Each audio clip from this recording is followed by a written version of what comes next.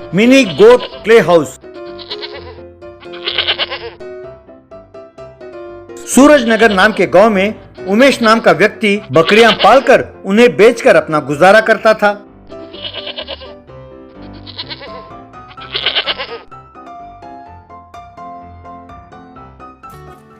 एक दिन mutton shop वाला लाल उमेश के घर आया। क्यों उमेश भाई, लगता है तुम्हारी बकरियों ने दो दो मेमने दिए हैं। बकरी मिलकर तुम्हारे घर का रौनक बढ़ा रहे हैं। ये सुनकर उमेश अपने मन में कमीना की नजर लग गई कि जाते ही बकरियों का नजर उतारना होगा। क्यों भैया, मुझे गाली दे रहे हो क्या कि सवेरे सवेरे आ गया मैं? तुम क्या सोचते हो, इससे मुझे कोई फर्क नहीं पड़ता। भाई मेरे सारे ग्राहक मुलायम मांस के लिए तरस रहे हैं। वो जो छोटे मेमने हैं ना, वो 4 मुझे दे दो। क्या तुम्हें मैं मेमने दूं? अरे तुम्हारी अकल है? देखो लाल, मैं बकरियां जरूर बेचता हूँ, पर पैसों के लिए मैं इन नन्ही सी जान को नहीं बेचूंगा। वो जब 1 साल के हो जाए उसके बाद मैं बेचने के बारे में सोचूंगा। अरे भैया, तुम भी क्या दकियानुसी बातें करते हो। अरे भैया, इस मुलायम मांस के लिए ज्यादा पैसे मिलेंगे। तुम संकोच ना करो, मांगो, क्या मांगते हो? तभी उमेश की पत्नी रुक्मिणी वहाँ आई। ए लालू, हमने तुमसे कितनी बार कहा है कि हम ये मेमने नहीं बेचेंगे, लेकिन तुम्हारी अक्ल नहीं है क्या? बार बार आकर वही रट लगाते हो। तुम दोबारा आए तो तुम्हारी टांगे तोड़ दूंगी मैं, कमीना, हट। तब लाल वहाँ से निकला। उसके दोस्त दिनकर और रॉकी कार में बैठे शराब पी रहे थे। उमेश ने जाकर उनको मेमने के बारे में बताया। ये सुनकर रॉकी उमेश से, अरे बेवकूफ, मैं तो पहले ही जानता था तुमसे ये सब काम नहीं होगा। अरे तुम स्मॉल से ज्यादा हो और लार्ज से कम। अरे दिनकर, अब इसको परे करो, हम उतरते हैं मैदान में। क्या कहते हो? अरे जाएंगे, चलते हैं। कल रात को उमेश गांव से बाहर जा रहा है। उसके जाने के बाद हम शेर के वेश में जाएंगे और उन बकरियों का शिकार करेंगे। अरे भैया, चोरी करना तो मैंने बचपन से ही सीखा था। मैं भी आऊंगा आपके साथ, मुझे भी ले जाओ ना भैया प्लीज। चलेंगे, ठीक है, तुम भी आ जाना। उमेश के बच्चे हर्षा और गीता स्कूल से घर लौट रहे थे। उन्हें देखकर उमेश, बच्चों, मैं कल गांव से बाहर जा रहा हूँ, तुम्हें क्या चाहिए बताओ? हमें कुछ नहीं चाहिए पिताजी, आप हमारे लिए एक काम कर दो बस। अरे वाह, बहुत दिनों बाद मेरी बेटी ने मुझसे कुछ मांगा है। बोलो बेटे, तुम्हें क्या चाहिए? मैं अभी दे देता हूँ। पिताजी, मेरे छोटे मेमनों के लिए एक प्ले हाउस चाहिए, वो भी आज ही, प्लीज डैडी। पर बेटे, इतने जल्दी क्ले हाउस बनाना बहुत मुश्किल है ना, बाद में देख लेंगे। इसमें कौन सा मुश्किल है पिताजी, हम लोग मिट्टी ले आएंगे। आप अपने दोस्त पटवारी को बुला लो जो मिट्टी के खिलौने बनाते हैं, वो फटाफट घर बना देंगे। ठीक है बेटे, तुमने हुक्म दिया तो मैं उसे टाल तो नहीं सकता। कहकर अपने दोस्त पटवारी को बुलाया और उससे क्ले हाउस बनाने को कहा। सबने मिलकर एक मिनी गोट क्ले हाउस बनाया। ये देखकर गीता और हर्षा दोनों ताली बजाने लगे। अब वे दोनों उसी में छोटे छोटे मेमनों के साथ खेलने लगे। अगले दिन उमेश शहर चला गया। अब उस मिनी गोट क्ले हाउस में गीता कुछ पौधे लेकर आई। उन पौधों को देखकर हर्षा, अरे दीदी, ये पौधे क्यों नहीं आई? इन्हें तो ये बकरियां नहीं खाएंगी। ये पौधे मेमनों के लिए नहीं है, इंसानों के लिए लाई हूँ। आज शाम को हमारे क्ले हाउस में 3 मेहमान आने वाले हैं, ये सब प्रबंध उन्हीं के लिए है। अच्छा, मैं समझ गया, वो दोनों शराबी और लाल जो चोर है, उन्हीं के बारे में कह रही हो ना? उस दिन हमने उन्हें बातें करते हुए सुना था, वही ना? हाँ भैया, तुमने सही कहा है। आज हम उन्हें ऐसा सबक सिखाएंगे कि वो दोबारा मुड़कर अपनी घर की तरफ नजर उठाकर भी ना देखे। उस दिन रात को दिनकर, रॉकी और लाल उस क्ले हाउस के पास पहुंचे। अब क्ले हाउस के अंदर मेमनों को देखकर दिनकर, अरे वाह, ये तो बड़े ही मुलायम है यार। अरे उन्हें देखकर ही मुंह में पानी आ रहा है यार। अरे बेचारे नहीं जानते थे कि आज ये गायब होने वाले हैं। उन्होंने इनके लिए मिनी क्ले हाउस भी बनाया। अरे भैया, देरी किस बात की, चलो उन्हें दबोच लेते हैं। तब तीनों उस क्ले हाउस के अंदर गए और मेमनों को उठाकर ले जा रहे थे कि तभी रुक्मिणी, गीता और हर्षा वहां पहुंचे और उन पौधों से उन तीनों को मारने लगे।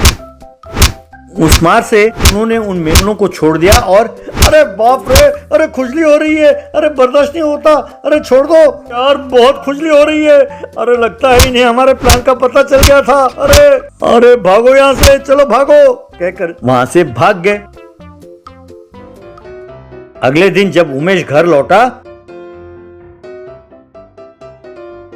और उसे पता चला तब उसने गीता और हर्षा की खूब प्रशंसा की। Paneer tikka food challenge. उस गांव का नाम झगड़ापुर था। उस गांव का नाम जानबूझकर रखा गया था क्योंकि उस गांव में किसी की किसी से नहीं बनती थी। हमेशा झगड़ा करते रहते थे। जहां देखो मारामारी, गाली गलौज चलता रहता था। छोटी छोटी बातों पर भी वो पंचायत बुलाते और गांव के सरपंच तुषारलाल के पास जाते। तुषारलाल उनकी लड़ाई का समाधान ना ढूंढ पाता और बाल नोचकर बैठ जाता था।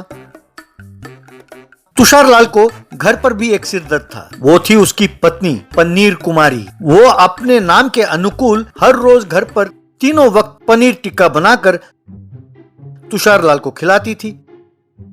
एक दिन तुषारलाल, अरे भगवान, मानता हूँ कि तुम पनीर टिक्का अच्छा बना लेती हो, इसका मतलब ये तो नहीं ना कि तुम हर रोज यही बनाकर मुझे खिलाती रहोगी। अरे इसे कम से कम हफ्ते में एक दिन तो कुछ और बनाकर खिलाया करो। तुम्हारे पनीर टिक्का से तंग आकर हर महीने कोई ना कोई नौकरी छोड़कर चला जाता है। अब तो इसे बनाना बंद कर दो, मैं तुम्हारे हाथ जोड़ता हूँ। ये हो ही नहीं सकता।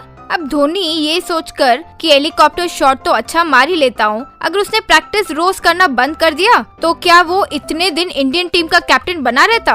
इतना ही क्यों, अभी आईपीएल में रशीद खान को ही ले लो। हर मैच में वो दूसरा डालता है या नहीं। यूँ हर एक की कोई ना कोई खासियत होती है, उसे नहीं छोड़ना चाहिए। मेरी स्पेशलिटी है पनीर टिक्का, मैं उसे हर रोज बनाऊंगी। किसी ना किसी को उसे खाना ही होगा। बस तुषारलाल को लगा कि मानो सीने पर किसी ने पत्थर रख दिया हो। एक दिन शंकर और महादेव नाम के दो व्यक्ति तुषारलाल के पास पंचायत लेकर आए। तुषार जी, मैं और ये साथ साथ वाली जमीन पर घर बना रहे हैं। पंचायत के नक्शे के मुताबिक दोनों के घर के बीच में एक 4 इंच की सांझी दीवार होनी चाहिए। अब समस्या ये है कि वो 4 इंच की दीवार किसकी जमीन पर बनाई जाए। मैं तो इसे अपने जमीन का 1 इंच भी नहीं दूंगा, कह देता हूँ। मैं तो इसे आधा इंच भी नहीं दूंगा, मेरी इससे नहीं पटती। अब हमें क्या करना है, ये फैसला आप ही को करना है। अरे भाई, शंकर महादेवन की तरह मिलजुल कर रहने के बजाय ये तुम 4 इंच के लिए इतना लड़ाई क्यों कर रहे हो। इस समस्या का एक ही समाधान है, सिक्का हवा में उछालते हैं, जो हारेगा उसकी जमीन पर दीवार बनेगी। यूं कह रहा था कि अंदर से उसकी पत्नी, ए जी, पनीर टिक्का तैयार है, कहकर आवाज दिया। तब तुषारलाल को एक अद्भुत उपाय सूझा। तुषार उन दोनों से, भाई कॉइन टॉस करना तो बहुत सरल सा काम है, इसलिए तुम दोनों का एक मुकाबला करते हैं। उसमें जो जीतेगा वो उस 4 इंच को बचा लेगा। मंजूर है? ठीक है, कहकर मान गए। तुषारलाल रसोई में गया। थोड़ी देर बाद पनीर कुमारी 2 बड़े प्लेट में पनीर टिक्का ले आई। उन प्लेटों को उन दोनों के सामने रखा। मैं तुम दोनों को 1 घंटे का समय देता हूँ। इस 1 घंटे में जो ज्यादा पनीर टिक्का खाएगा वही विजेता होगा। रेडी, 1 2 3 गो। ऐसा बोलते ही दोनों पनीर टिक्का खाने लगे।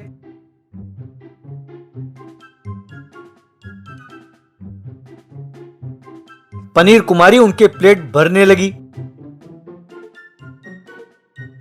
खाओ खाओ, डटकर खाओ, अब जितना चाहो उतना पनीर टिक्का मिलेगा। अब बस डरो नहीं, खाते रहो। वो जबरदस्ती खा रहे थे। एक आधे घंटे बाद दोनों खड़े हो गए। सरपंच जी, मैं और पनीर टिक्का नहीं खा सकता, पहले ही पेट भर गया है और 2-3 टिक्का मेरे गले के पास अटके हुए हैं। सरपंच जी, मैं दीवार मेरे जमीन पर ही बनवाऊंगा, प्लीज मुझे छोड़ दीजिए।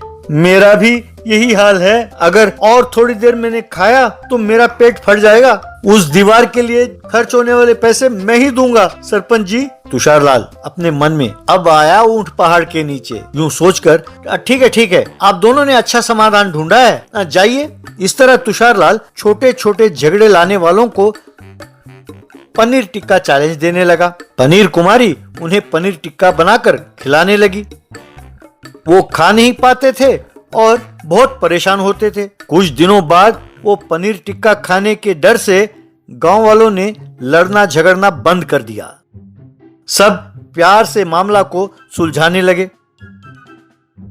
एक दिन तुषारलाल पनीर कुमारी से, मैंने कभी नहीं सोचा था कि एक दिन तुम्हारा ये पनीर का टिक्का इस गांव में शांति बनाए रखने में काम आएगा। तुम्हारा ये एहसान जिंदगी भर नहीं भूलूंगा। मेरी ये चिंता दूर हो गई। अब तुम जितना मर्जी पनीर टिक्का खिलाओ, मैं खाऊंगा।